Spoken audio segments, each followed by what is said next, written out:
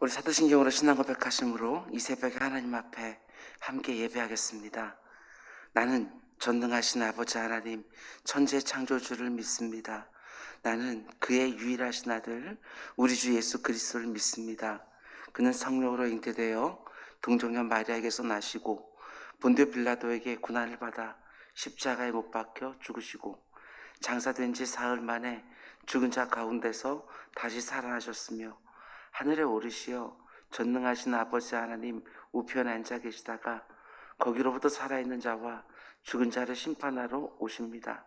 나는 성령을 믿으며 거룩한 공교회와 성도의 교제와 죄를 용서받는 것과 몸의 부활과 영생을 믿습니다. 아멘. 아멘. 찬송가 365장입니다. 찬송가 365장 365장입니다.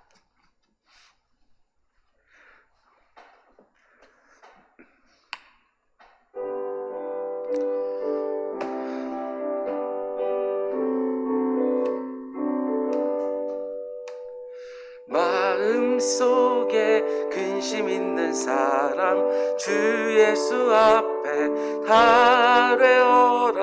슬픈 마음 있을 때라도 주 예수께 아뢰라. 주 예수 앞에 달래어라. 주리의 친구니 무엇이나 근심하지 말고 주 예수께 아뢰라. 눈물 나며 깊은 한숨 쉴 때 주 예수 앞에 달래어라. 은밀한 죄 내게 있더라도 주 예수께 아뢰라. 주 예수 앞에 달래어라. 주리의 친구니 무엇이나 근심하지 말고 주 예수께 아뢰라. 괴로움과 두려움 때에 주 예수 앞에 달래어라. 내일 일을 염려하지 말고 주 예수께 아뢰라. 주 예수 앞에 달래어라. 주리의 친구니 무엇이나 근심하지 말고 주 예수께 아뢰라. 죽음 앞에 겁을 내는 자여 주 예수 앞에 달래어라. 하늘나라 바라보는 자여 주 예수께 아뢰라. 주 예수 앞에 달래어라. 주리의 친구니 무엇이나 근심하지 말고 주 예수께 아뢰라. 주 예수 앞에 달래어라. 주리의 친구니 무엇이나 근심하지 말고 주 예수께 아뢰라. 아멘. 아멘. 하나님께서 우리에게 주시는 말씀은 요엘서 말씀입니다. 요엘서 1장 1절부터 20절까지 하나님께서 오늘 주신 말씀은 요엘서 1장 1절부터 20절까지 말씀입니다. 우리 그 가운데 1절부터 4절까지만 제가 봉독해 올리겠습니다. 부두엘의 아들 요엘에게 임한 여호와의 말씀이라. 늙은 자들아 너희는 이것을 들을지어다. 땅의 모든 주민들아 너희는 귀를 기울일지어다. 너희의 앞에나 너희 조상들의 날에 이런 일이 있었느냐. 너희는 이 일을 너희 자녀에게 말하고 너희 자녀는 자기 자녀에게 말하고 그 자녀는 후세에 말할 것이라. 팥중이가 남긴 것을 메뚜기가 먹고 메뚜기가 남긴 것을 느치가 먹고 느치가 남긴 것을 황충이 먹었도다. 아멘. 아멘. 오늘 말씀을 나누기 전에 몇 가지 기도 제목만 먼저 나누도록 하겠습니다. 오늘 태풍이 우리나라에 도착한다고 하는데 여러분들 기도해 주시고 또 잘 대비해서 많은 피해가 없도록 하나님의 은혜를 구하는 새벽이 되기를 원합니다. 그리고 두 번째 기도 제목은 어저께 또 메신저로 베노스 목사님께 문자를 받았습니다. 필리핀 몬탈반 은좌 승리교회에서 목회하고 있는 우리 베노스 목사님의 사모님 성함이 라우리인데요. 제가 넷째를 임신했다고 말씀드렸습니다. 그런데 다음 주가 출산 예정일이라고 합니다. 그래서 지금부터 긴장하고 있어서 언제라도 병원에 달려갈 수 있도록 그렇게 준비하고 있다고 하는데, 여러분 잘 아시는 것처럼 지금 필리핀의 코로나 상황이 심각합니다. 특별히 의료진 감염이 2,000명이 넘었느니 어쩌느니 하는 얘기들이 있습니다. 그래서 베노스 목사님이 지금 많이 염려가 된다고 기도를 부탁해 왔습니다. 오늘 새벽에 기도하실 때 안전하게 출산할 수 있도록 여러분 기도해 주시기를 바랍니다. 그리고 세 번째 기도 제목은 전면 비대면 예배를 드린 지가 벌써 일주일이 되었습니다. 지난주 수요일 새벽 예배부터 전면 비대면 예배를 드리고 있는데 속히 이 모든 상황 가운데 속에 다시 성도님들과 얼굴을 대하면서 예배할 수 있게 해달라고 이 새벽에 기도해 주시기 바랍니다. 오늘은 그 외의 선지자들 새벽 강의 18번째 시간입니다. 오늘 말씀의 제목은 내 최선 위에 하나님의 도우심이 더딥혀지게 해 주옵소서, 이런 제목으로 말씀 전하도록 하겠습니다. 내 최선 위에 하나님의 은혜가 더딥혀지게 해 주옵소서, 이런 제목입니다. 오늘부터 그 외의 선지자들이라는 주제 아래 요엘 선지자에 대해서 오늘과 내일 새벽 두 번에 걸쳐 하나님의 말씀을 함께 드리려고 합니다. 요엘서는 3장으로 이루어진 짧은 선지서인데 이렇게 시작하지요. 1절, 부두엘의 아들 요엘에게 임한 여호와의 말씀이라. 다른 선지자들과 달리 요엘 선지자에 대해서는 별다른 설명이 나오지를 않습니다. 딱 두 가지만 나오지요. 하나는 아버지의 이름이 부두엘이었다. 또 하나는 그에게 하나님의 말씀이 임했다. 이게 요엘 선지자에 대한 설명의 전부입니다. 요엘이라는 사람에게 있어서 중요한 것은 그의 고향이 어디인가도 아니고, 그가 어떤 직업을 가졌느냐도 아니고, 심지어 몇 살 때 어떤 상황 가운데 사역을 시작했냐는 것도 아니고, 오직 요엘이 중요한 이유는 그에게 하나님의 말씀이 임했다는 것, 딱 한 가지입니다. 요엘이 살던 시기를 살았던 사람들은 그의 고향도 알았을 것이고 그의 학벌도 알았을 것이고 그의 직업도 알았을 것이지만 그 후에는 그에 대한 모든 것은 다 잊혀지고 단 한 가지만 기억되고 있습니다. 그것은 바로 그가 하나님의 말씀을 받은 사람이었다는 거, 딱 한 가지만 기억되지요. 제 자신에게도 적용해 보았습니다. 사람들이 오재훈 목사라고 하면 많은 것을 말할 수 있을 것입니다. 제 프로필이 어떤지, 어떤 신학적 배경을 가지고 있는지, 어떤 성품을 가지고 있는지, 지금까지 어떤 일을 해왔는지 등등 해서 그런 것들을 말할 수 있을 것입니다. 그런데 시간이 지나고 나면 그런 것들은 전혀 기억될 것 같지 않습니다. 설교자는 결국 그가 하나님의 말씀을 받아서 전한 사람이었는가, 그것 한 가지로만 기억될 것입니다.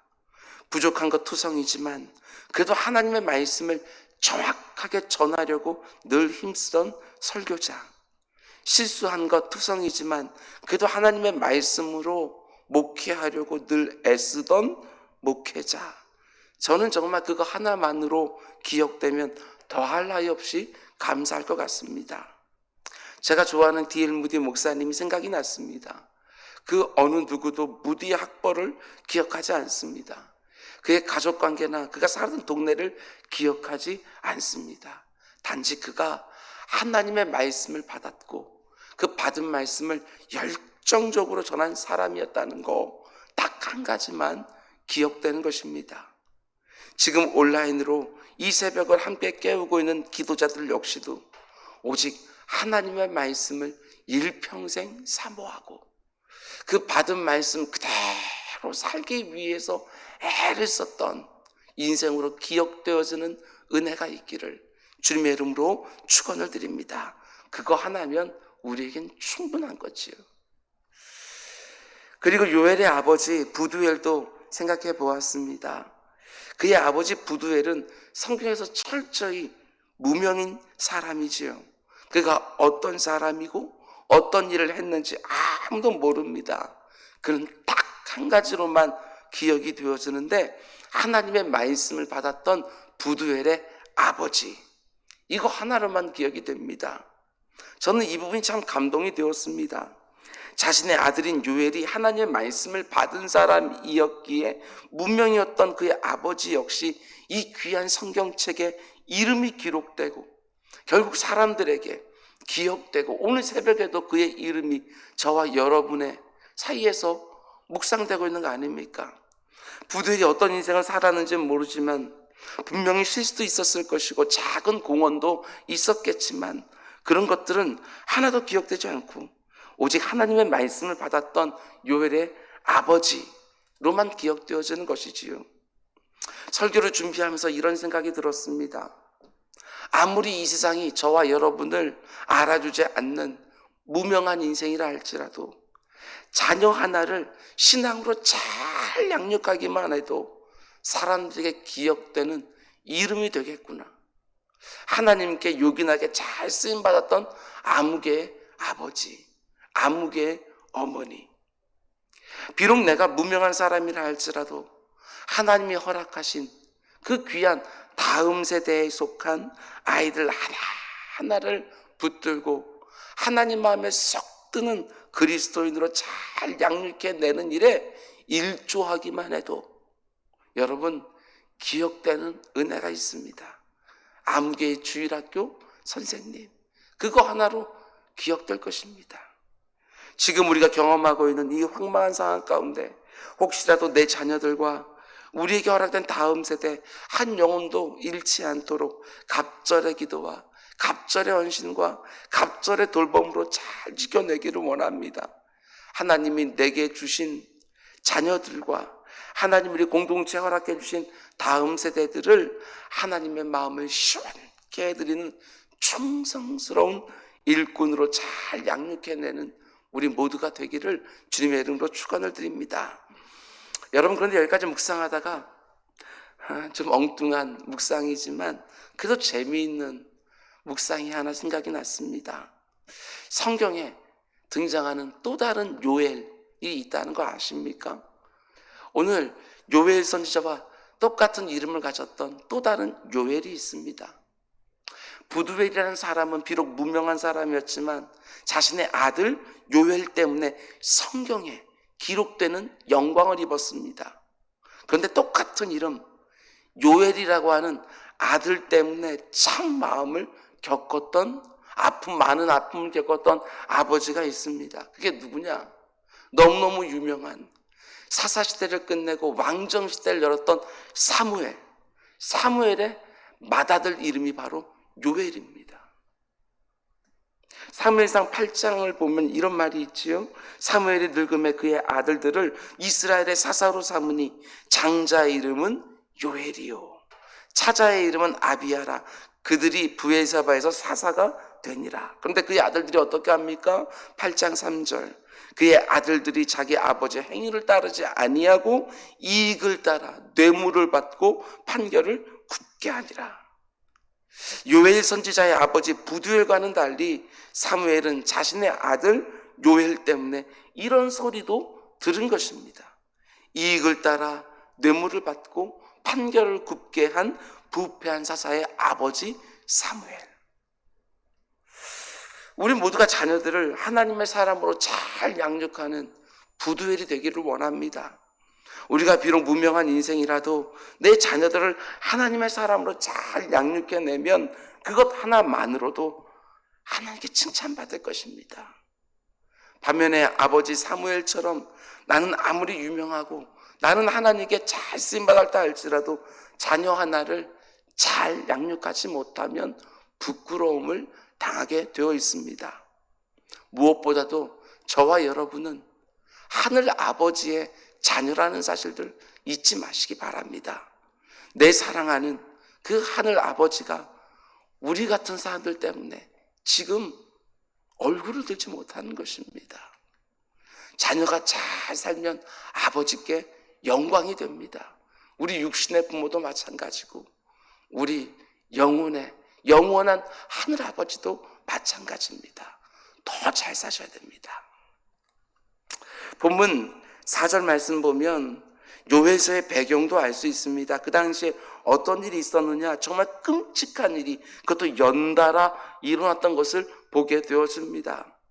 4절 말씀 보면 팥중이가 남긴 것을 메뚜기가 먹고 메뚜기가 남긴 것을 느치가 먹고 느치가 남긴 것을 황충이 먹었도다. 팥중이, 메뚜기, 느치, 황충, 쉽게 말해서 메뚜기 같은 것들이 엄청난 때를 이루어서 온 나라를 4차례나 휩쓰고 지나갔습니다. 메뚜기 떼가 4차례나 온 나라를 휩쓰고 지나갔으니까 그 뒤에는 남은 게 하나도 없는 거예요. 우리식으로 말하면 심각한 경제적 위기가 이스라엘에 닥쳤다는 것입니다. 먹고 살기가 너무너무 어려워진 거예요. 바로 이때 한 번도 아니고 4번이나 메뚜기 떼에게 습격을 당한 다음에 모든 이스라엘 백성들이 망연자실하고 있을 때에 하나님이 요엘에게 말씀을 주셨다는 것입니다. 근데 이런 재앙이 왜 임하게 되느냐? 신명기 28장 말씀 보면 그 이유는 명확했습니다. 이스라엘 백성들이 하나님의 말씀에 불순종해서 폐역하게 살아갈 때에 하나님 심판의 도구로 메뚜기를 사용하시겠다고 이미 말씀하신 거예요.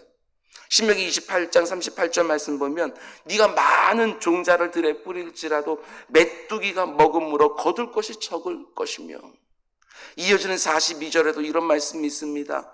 네 모든 나무와 토지에 솟아나는 메뚜기가 먹을 것이며. 이런 묵상이 들었습니다. 코로나19로 온 세상을 쫙 휩쓸고 우리나라도 그렇게 휩쓸어가고, 그랬더니 또 50일이 넘는 긴 장마와 집중호우로 또 이렇게 휩쓰고 가고, 또다시 2번째 대유행이 올지 모른다고 하면서 또 이렇게 휩쓸고 가고, 또 그 어느 때보다 더 강력한 태풍이 올라온다고 하면서 또 이렇게 위협하고 있는 이 상황, 연달아서 끔찍한 일들이 계속해서 벌어지고, 그 가운데 속에 여러 가지 어려움이 있겠지만 너무나 많은 사람들이 이 당시 이스라엘 백성들처럼 경제적인 어려움을 호소하고 있습니다. 물론 모든 경제적인 위기가 하나님의 심판은 아닙니다. 그러나 어떤 경제적인 위기는 하나님으로부터 온 명확한 경고일 수도 있지요. 단지 코로나19 때문에 이렇게 경제적으로 어려워진 게 아닌가, 이렇게만 생각하고 지나가서는 절대로 안 될 것입니다. 환경 가운데 들려지는 하나님의 음성도 분명히 있다고 저는 믿고 있습니다. 성도들이 이런 상황 가운데에도 반드시 돌아봐야지요. 혹시 이 안에 하나님의 경고의 메시지가 담겨있지는 않은 것인지. 이스라엘 백성들에게 4번이나 연속해서 메뚜기 떼의 공격이 있었습니다. 처음 임했을 때는 많은 사람들이 우연이라고 생각했을 것입니다. 그런데 메뚜기 떼의 공격이 2번째로 임했다? 그러면 반드시 생각해 봐야죠. 그런데 하나님의 경고의 메시지를 그래도 듣지 못하면 하나님은 또 3번째 메뚜기 떼를 준비하시는 것입니다. 그래도 듣고 고치지 아니하면 4번째 메뚜기 떼가 공격해 오는 것이지요. 이스라엘 백성들이 4번에 걸친 메뚜기 떼의 공격에도 그 안에 담겨있는 영적인 의미를 깨닫지 못하니까 하나님이 어떻게 하십니까? 직접적으로 말씀해 주십니다. 환경을 통해서 말씀하시다가 이제는 직접적으로 요엘 선지자를 불러서 그에게 말씀을 선포하게 하는 것이지요. 정말 그렇게 되지 않기를 너무나 원하지만 2번째 대유행이 이 땅 가운데 있지 않기를 원합니다. 지금 이 상황 가운데 담기는 영적 의미를 깨달으면, 그러나 두 번째가 끝이겠습니까? 세 번째, 네 번째도 얼마든지 가능하지 않겠습니까? 정말 깨어서 하나님 앞에 기도하고 정말 말씀을 통해서 하나님의 뜻을 분별할 때가 아닌가. 지금 내 앞에 벌어지고 있는 이런저런 일들 속에 담겨있는 나를 향한, 이 땅의 교회들을 향한, 이 나라의 이민족을 향한, 아니 이 땅을 살아가고 있는 모든 숨쉬는 인생들을 향한 하나님의 뜻이 뭔지 내 삶으로부터 시작하여 좀 진지하게 돌아보면서 이번 기회에 여러분, 고칠 것은 좀 고칩시다. 버릴 것은 좀 버립시다. 순종하지 못했던 거 이제 좀 순종 좀 합시다. 그렇게 진지하게 반응하는 우리 모두가 될 수 있기를 주님의 이름으로 축원을 드립니다. 그럼 세 번째로, 특별히 오늘 본문을 보면 하나님이 세 부류의 청중들에게 각각의 요구를 하시는 것을 보게 되어집니다. 첫 번째 부류는 나이가 많은 사람들을 청중으로 삼아서 이렇게 말씀하시지요. 2절, 늙은 자들아 너희는 이것을 들을지어다. 땅의 모든 주민들아 너희는 귀를 기울일지어다. 너희의 날에나 너희 조상들의 날에 이런 일이 있었느냐. 나이가 많이 든 사람들에게 하나님이 사명이 있다고 말씀하시지요. 책임이 있다고 말씀하십니다. 너희 나이 든 자는 들을지어다. 네 생전에, 네 조상들의 날에 이런 일이 있었느냐. 무슨 말이지요?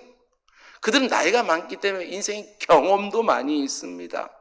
그래서 이런저런 일들 많이 겪어왔는데 너희 생전에, 아니 네 조상들의 때에 이런 일이 일어난 거 봤냐? 메뚜기 떼가 네 번이나 걸쳐서 온 나라를 휩쓰는 거, 이런 거 봤냐? 이 안에 담겨있는 하나님의 뜻을 너희 나이 든 자들은 먼저 분별해야 된다. 이런 말씀이시지요. 환경을 통해서 너희 나이 든 자들은 하나님의 뜻을 분별할 수 있어야 된다. 하나님의 음성을 들을 수 있어야 된다. 그것을 먼저 깨닫고 나서 어떤 사명이 있다고 말합니까? 3절, 너희는 이 일을 너희 자녀에게 말하고 너희 자녀는 자기 자녀에게 말하고 그 자녀는 후세에 말할 것이니라. 교회 안에서도 마찬가지입니다. 신앙 연륜이 오래된 연세가 지긋한 어르신들에게 사명, 책임이 있습니다.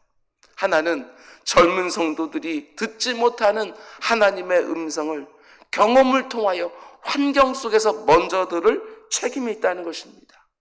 그러고 나서 젊은 사람들에게 먼저 깨달은 하나님의 뜻을 알려줄 사명이 있다는 거예요.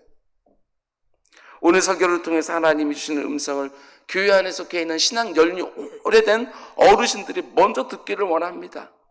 지금까지 오랜 세월을 살아오면서 하나님이 내게 주신 영적 경험들을 가지고 환경 속에 담겨있는 하나님의 말씀을 먼저 들을 수 있어야 됩니다. 그리고 들은 말씀을 상대적으로 젊은 성도들에게 알려줘야 되는 것이지요.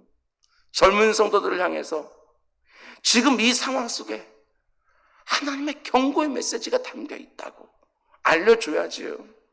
내가 일평생 신앙생활 해왔지만 이렇게 하나님을 향한 사랑이 식은 시대가 없었다고 깨우쳐 줘야지요.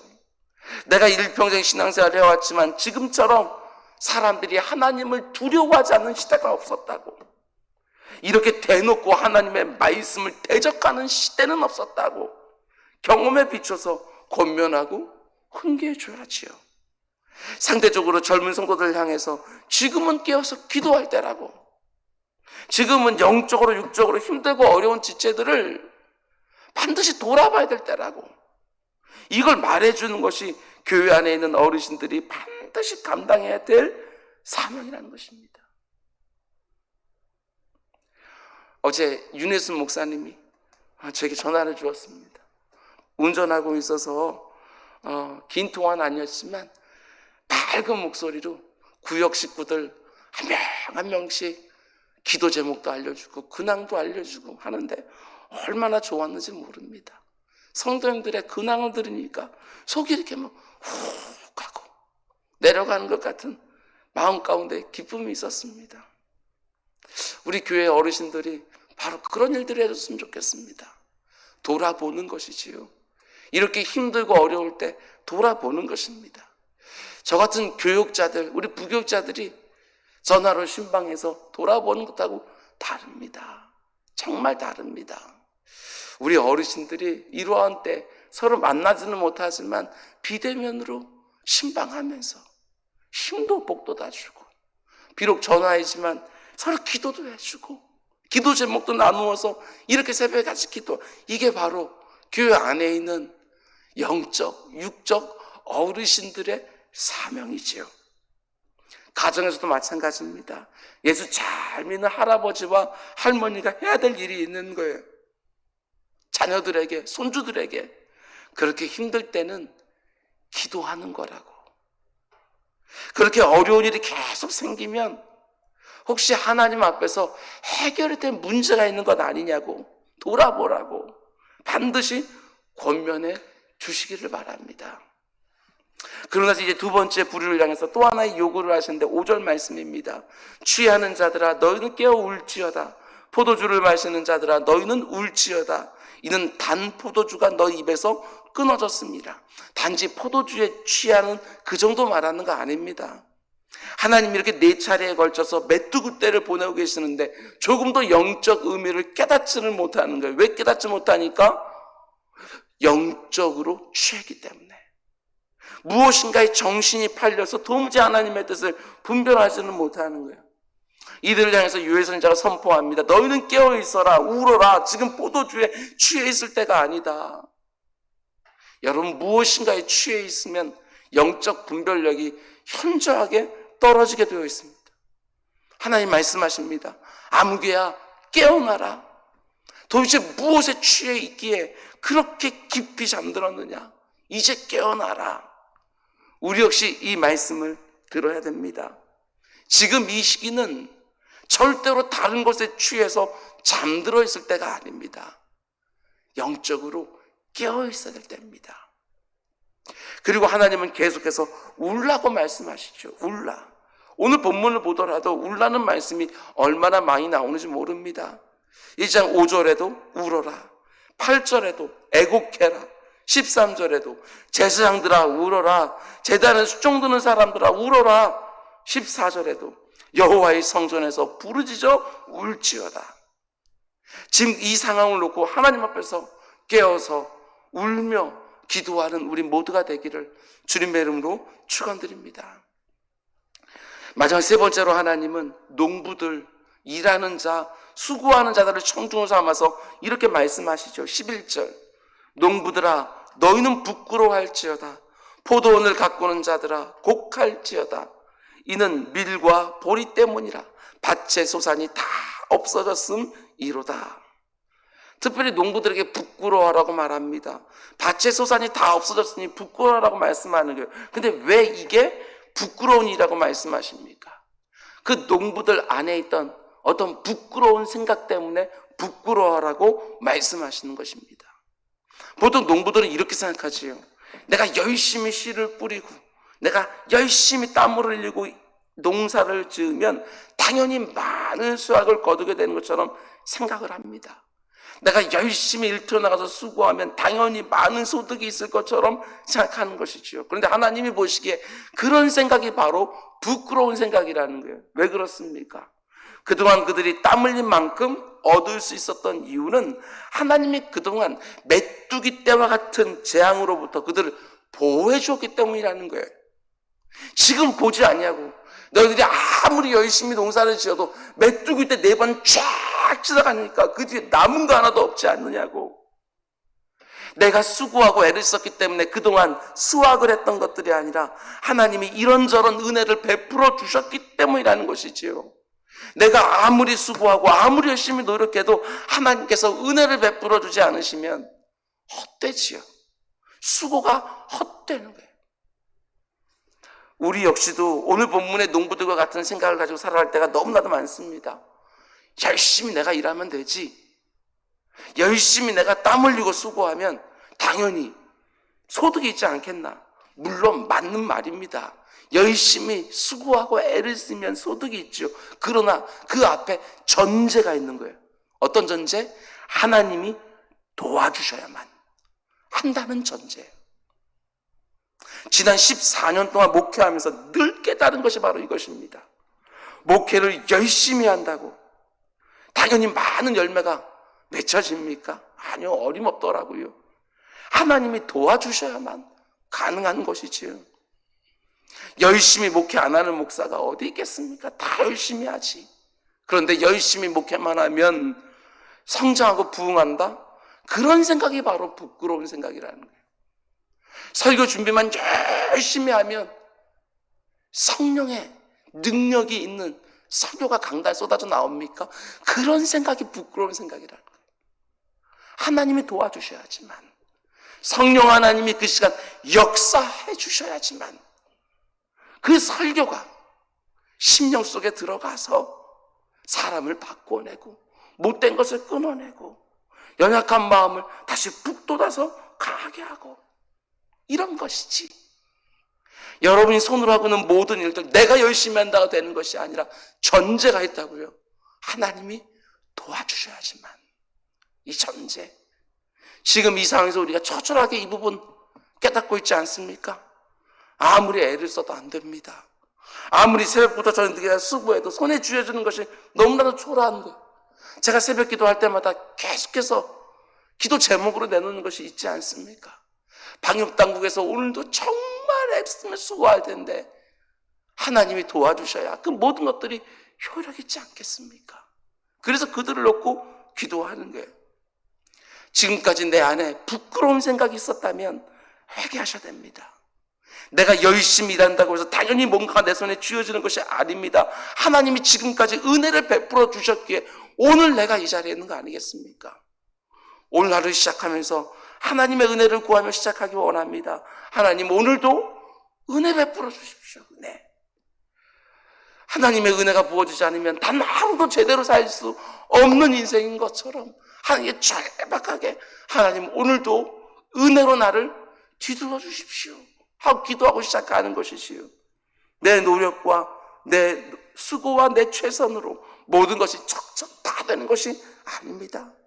반드시 하나님이 은혜를 더해 주셔야 오늘 하루는 내가 제대로 살 수 있는 줄 알고 나의 최선 그 위에 하나님의 은혜가 더딥히지게 하라고, 여러분이 사랑하는 가족들과 그리고 여러분 주변에 있는 이웃들을 위해서도 그들의 최선 위에 하나님의 은혜가 더딥혀지게 해달라고 기도하며 출발하는 오늘 새벽이 되기를 주님의 이름으로 축원을 드립니다.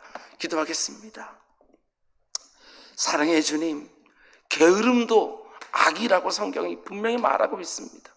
우리가 게으르게 사는 것이 아니라 이른 아침부터 저녁까지 수고의 떡을 먹으면서 열심히 일하며 살아가지만 하나님께서 우리에게 도와주지 않으시면, 은혜를 베풀어 주지 아니하시면 그것도 헛된 줄 아오니,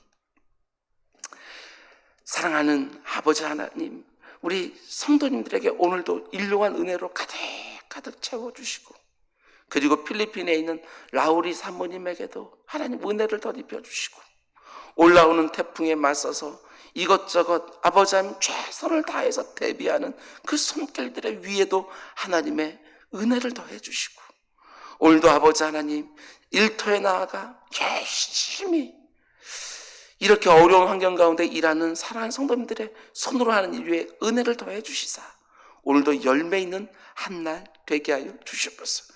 우리 자녀들이 학교를 제대로 가지 못하게 되었습니다.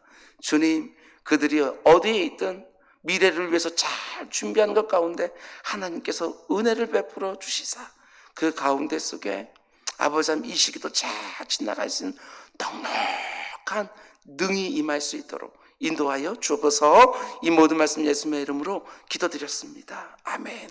너희는 이렇게 기도하라. 하늘에 계신 우리 아버지, 아버지의 이름을 거룩하게 하시며 아버지의 나라가 오게 하시며 아버지의 뜻이 하늘에서와 같이 땅에서도 이루어지게 하소서. 오늘 우리에게 일용할 양식을 주시고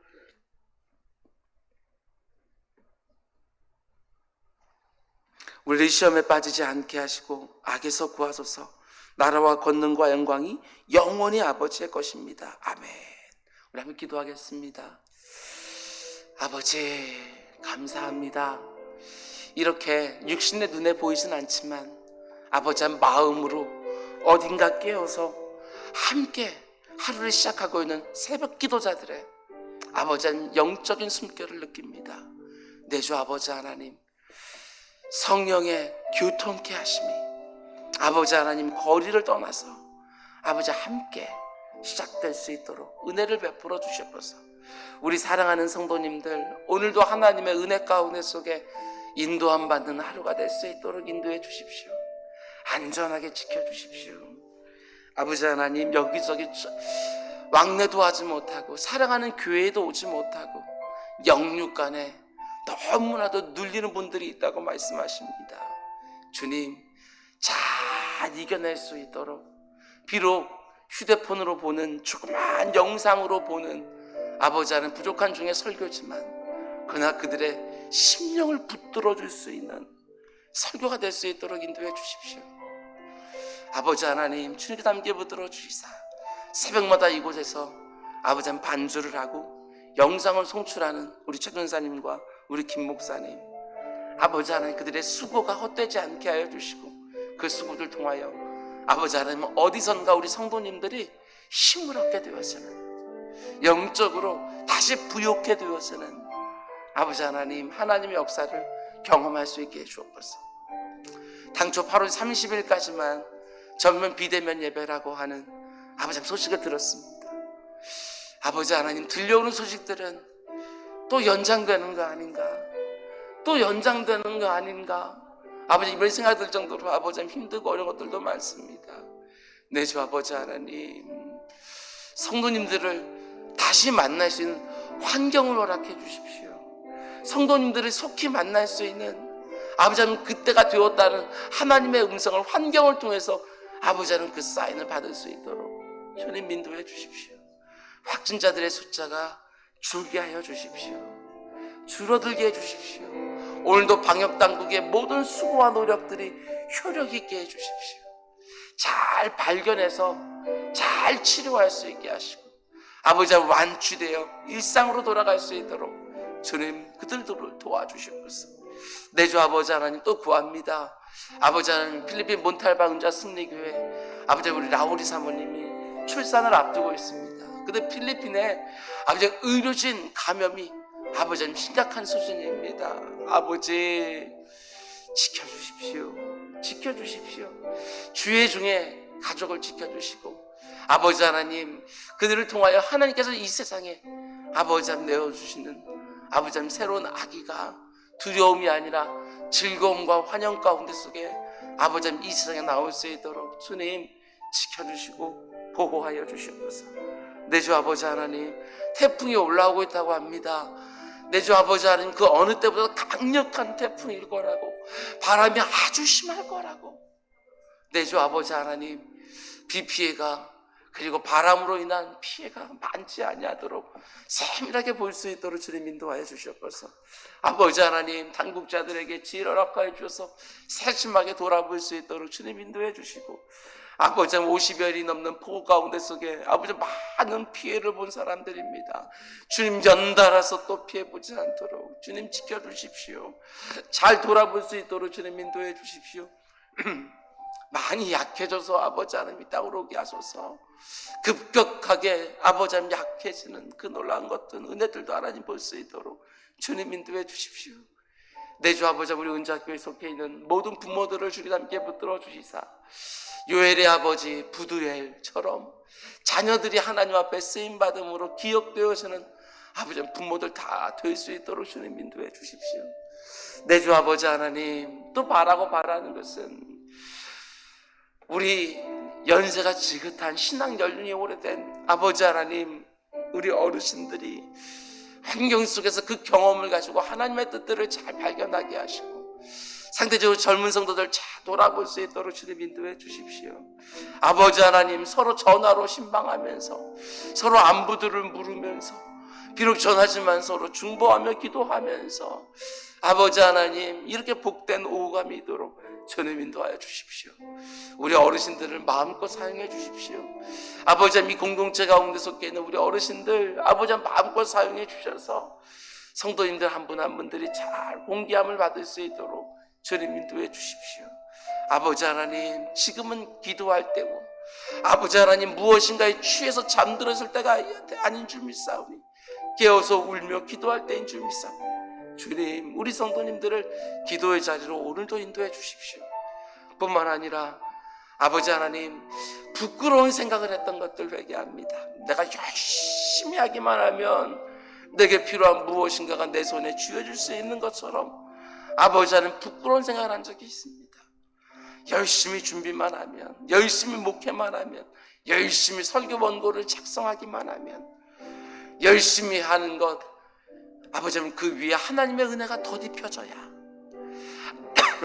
하나님의 은혜가 덧입혀져야 그것이 효력 있게 열매가 될 줄 믿사오니 내 주 아버지 하나님, 오늘 하루도 우리 사랑하는 성도님들이 하는 모든 것들 가운데 하나님 은혜로 덧입혀 주십시오. 필요한 은혜로 덧입혀 주십시오. 중요한 순간에 영감 주시고 감화해 주시고 능력도 주시고 의지도 주시고 넉넉히 오늘 하루도 승리하는 복된 하루 되게 하여 주옵소서.